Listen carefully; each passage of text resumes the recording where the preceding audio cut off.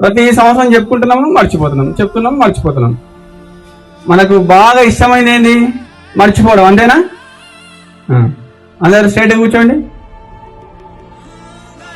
రక్షాబంధన్ అనేది శ్రావణ మాసంలో శ్రావణ పౌర్ణమి రోజు వస్తుంది. డేట్తో సంబంధం లేదు. జెండా వందనము ఆగస్టు 15, జనవరి 26 డేట్లు ఫిక్స్ ఇవే ఉంటాయి.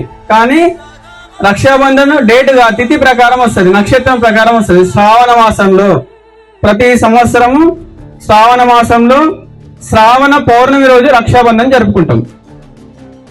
రక్షాబంధన్ ఏంటంటే అన్నా చెల్లెల యొక్క అనుబంధానికి, అక్క తమ్ముల అనుబంధానికి, సోదర సోదరి అనుబంధానికి ప్రతీక రక్షాబంధన్.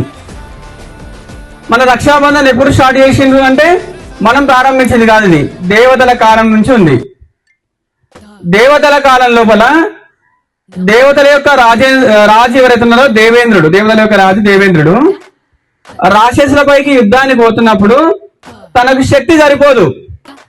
అప్పుడు దేవతలందరూ కలిసి ఒక మంత్రించిన తాడును తీసుకొచ్చి ఆ దేవేంద్రుని చేతులు కట్టి యుద్ధానికి పొమ్మని చెప్తారు. ఆ యుద్ధంలో దేవేంద్రుడు గెలవడం జరుగుతుంది. అంటే ఆ రోజు దేవతల కాలంలో స్టార్ట్ అయింది ఇది రక్షాబంధన్. అంతేందుకు, మనము మహాభారత యుద్ధంలో పాండవులు కౌరవులు ఉంటారు. శ్రీకృష్ణుడు శిశుపాలుడు అనే రాక్షసుని చంపేటప్పుడు శ్రీకృష్ణుని యొక్క వేలికి సుదర్శన చక్రం ఉంటది. ఆ సుదర్శన చక్రము శిశుపాలుని యొక్క తలను తెగేస్తుంది. దాంట్లో అంటే సుదర్శన చక్రాన్ని ప్రయోగించినప్పుడు శ్రీకృష్ణుని యొక్క వేలికి గాయమవుతుంది. గాయమైనప్పుడు వెంటనే ద్రౌపది ఏం చేస్తుంది అంటే, శ్రీకృష్ణుడు భగవంతుడు, ఆయన చేతికి వేలి గాయమైతే వెంటనే తన చీర కొంగును చించి ఆ వేలికి కట్టుకడుతుంది. ఒకసారి ద్రౌపది యొక్క వస్త్రాపహరణం జరుగుతున్నప్పుడు ఆ ద్రౌపది తన చీర కొంగుతున్న చేతి వేలికి గాయానికి కట్టుకట్టింది కాబట్టి దాన్ని గుర్తుంచుకొని ద్రౌపదిని కృష్ణుడు కాపాడటం జరుగుతుంది. అంటే పురాణ కాలం నుంచి స్టార్ట్ అయింది అన్నట్లు ఇది. ఇంకా ముఖ్యమైన కథ ఏంటంటే బలిచక్రవర్తి కథ ఉంటది.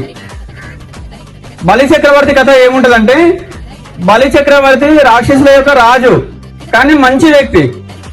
దయాగుణం, జాలిగుణం, దానగుణం అన్ని ఉంటాయి, కానీ రాక్షసుల యొక్క రాజు. బలిచక్రవర్తి యొక్క శక్తికి దేవతలు భయపడుతుంటారు. ఏం చేయాలి, బలిచక్రవర్తిని ఏం చేయాలని చెప్పేసి మహావిష్ణువు, సాక్షాత్ భగవంతుడు మహావిష్ణువు దశావతారాలు 10 అవతారాలు ఉంటాయి. 10 అవతారాలకు వామన అవతారం ఉంటుంది. వామన అవతారం, వామనుడు అంటే పొట్టివాడని అర్థము. అంటే వామన అవతారం ఎత్తి బలిచక్రవర్తి దగ్గరికి వస్తాడు.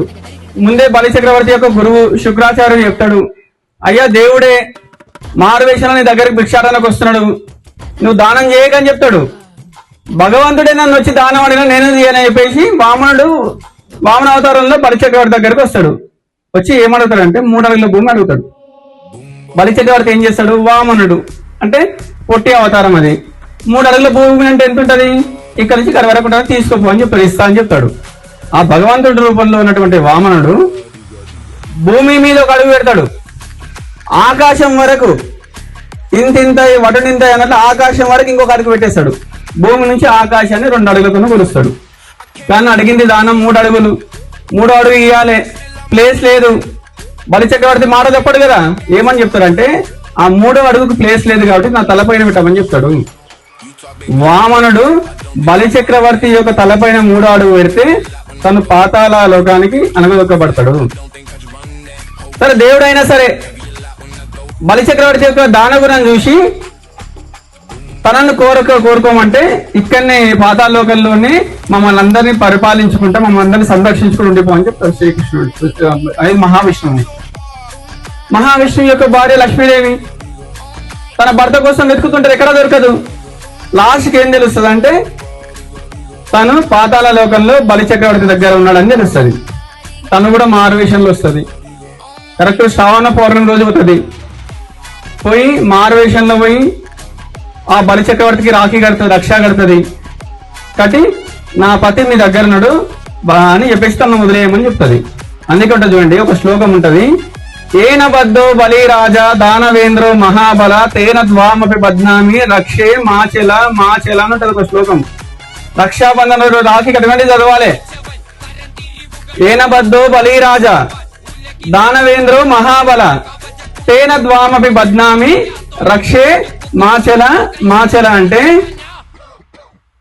అత్యంత శక్తివంతుడైనటువంటి బలి చక్రవర్తిని ఏ విష్ణుమాయ అయితే కట్టిపడేసిందో ఆ విష్ణుమాయ ఈ రక్షలో ఉంది అని అర్థం. ఇది దేవతల కాలంలో జరిగిన స్టోరీ. సరే, వాళ్ళని వదిలేసి ఇప్పుడు జరిగింది ఏంటంటే క్రీస్తు పూర్వం 327వ సంవత్సరం లోపల మనకు ఇది ఉంటది. ఏది? అలెగ్జాండర్ గురించి తెలుసా? అలెగ్జాండర్ ఎవరు? గ్రీకు దేశానికి సంబంధించిన రాజు. అన్ని చిన్న చిన్న రాజ్యాలను జయించుకుంటే ప్రపంచాన్ని జయించాలని కోరిక ఉంటుంది అలెగ్జాండర్ కి. ప్రపంచం మొత్తాన్ని జయించాలని కోరిక ఉంటది. వాళ్ళ గురువు దగ్గరికి పోతాడు, అరిస్టాటిల్ దగ్గరికి పోయి, అయ్యా నేను అన్ని ప్రపంచంలో అన్ని దేశాలను గెలిచేస్తా అని చెప్తాడు. సరే తథాస్తు అని చెప్తాడు. కానీ నువ్వు ఏ దేశానికైనా కానీ ప్రపంచ పటం లోపల భారతదేశం అనే ఒక ప్రాంతం ఉంటుంది, ఆ ప్రాంతం మాత్రం వెళ్ళకని చెప్తాడు. వింటారా అలెగ్జాండర్? వినడు. అలెగ్జాండర్ ఏం చేస్తాడంటే భారతదేశం పైకి దండయాత్రకు వస్తాడు.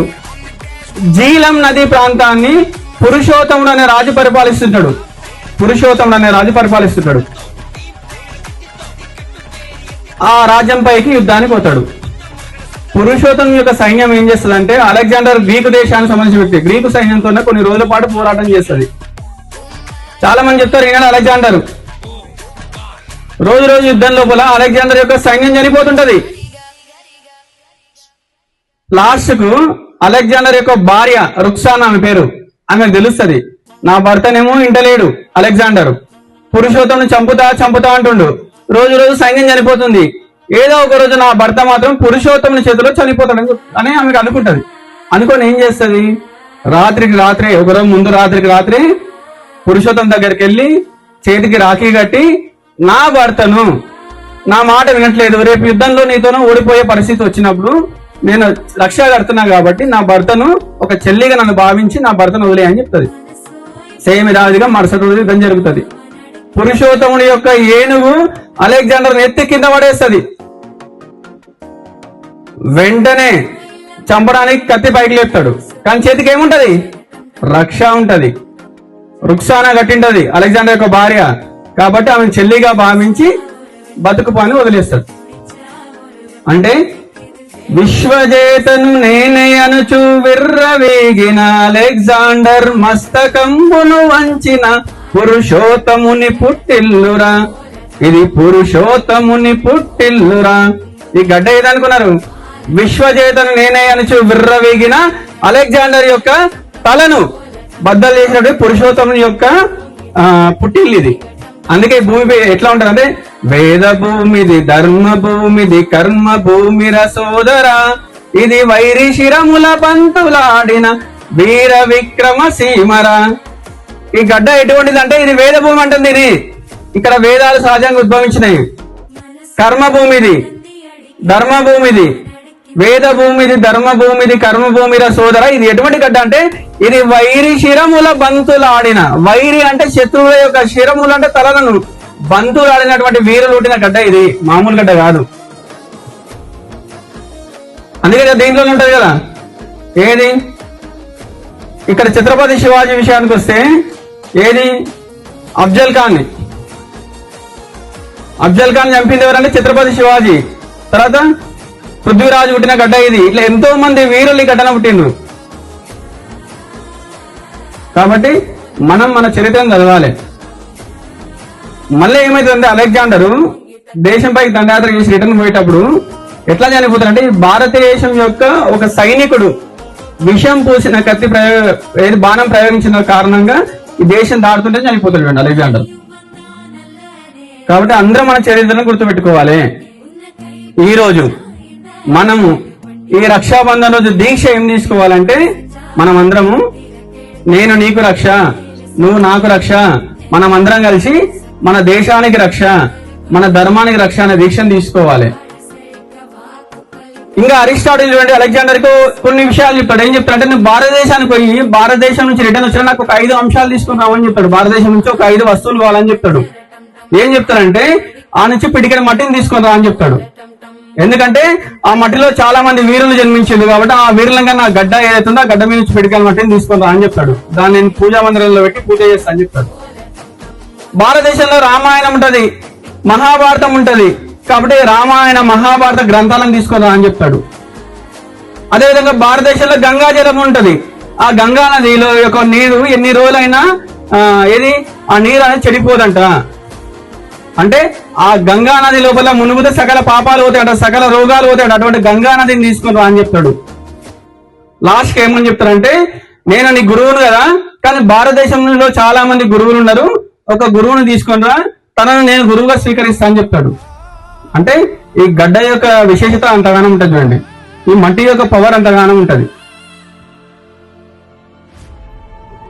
మీకు ఇంతకుముందు సంగీత విద్వాంస సంగీత ఏదైతే ఉండే సనాయి వాయిస్తాడు, సనాయి వాయించడాయన ఒక ఆయన ఉండే, సనాయి వాయించడాయన బిస్మిల్లా ఖాన్ ఆయన పేరు.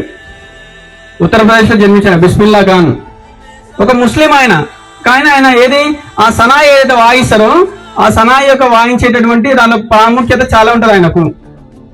ఆయన ముస్లిం దేశాలకు వెళ్తారు, వెళ్ళని చెప్తారు, నీవు ఇంత చక్కగా వాయిస్తున్నావు కదా, నువ్వు ఇక్కడనే ఉండిపో అని చెప్తారు. ఎందుకంటే ఆయన ముస్లిం కాబట్టి. ఆయన ఏమని చెప్తాడంటే, బిస్మిల్లా ఖాన్ అనే వ్యక్తి, సరే నేను మీ దేశానికి వచ్చిన, అరబ్ దేశానికి వచ్చిన, నేను ఇక్కడనే ఉంటా, కానీ నాకు ఇక్కడ గంగా నది కావాలని చెప్తాడు. గంగా నదిని ఈ దేశానికి రిటర్న్ తీసుకొని వస్తారని చెప్తారు. సరే మా దగ్గర ప్రసిద్ధ వారణాసి క్షేత్రం ఉంది, ఆ క్షేత్రం ఇక్కడ పెట్టగలవా అని చెప్తాడు. అంటే ఈ దేశంలో ఉన్నటువంటి ఒక అబ్దుల్ కలాం గాని, ఒక బిస్మిల్లా గాని, ఎటువంటి జాతీయవాదులు అంటే ఈ దేశాన్ని, ఈ మట్టిని, గాలిని, నీటిని ప్రేమించిన వాళ్ళు. అటువంటి దేశం మనది. కాబట్టి మీరందరూ ఏం చేయాలంటే ఈ దేశం యొక్క మట్టి గాని, వీరులు గాని, ఈ పురాణాలు గాని, దీని గురించి మనం అందరం తెలుసుకోవాలి. ఇప్పుడు ఒక శ్లోకం చెప్తే మీరు అనాలి, ఇంతకుముందు ఏనబద్దో వలి రాజు అని చెప్పినా కదా, అందరు ఈ శ్లోకం అనాలి, అన్నాక రాఖీ కట్టుకోవాలి.